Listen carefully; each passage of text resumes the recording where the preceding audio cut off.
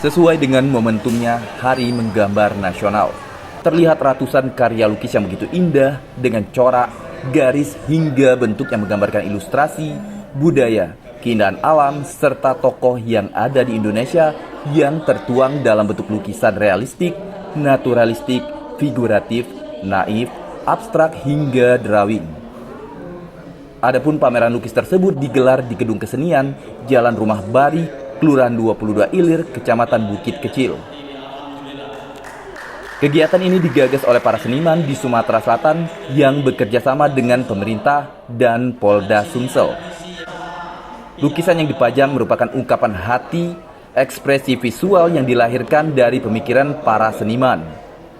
Balutan perform teatrikal menutup peringatan Hari Menggambar Nasional di Kota Palembang.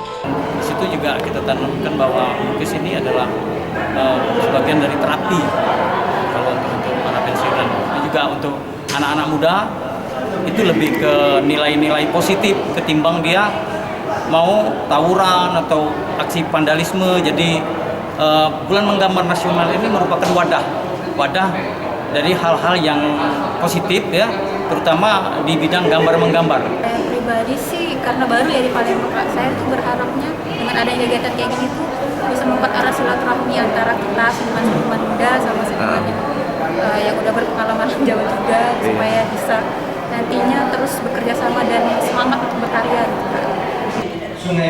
Momentum ini akan menjadi terobosan di mana waktu luang para pemuda diisi dengan karya, bukan gaya atau aksi yang mengarah ke hal-hal negatif. Dari Palembang, Sumatera Selatan, Erwin Setiawan Ainus melaporkan.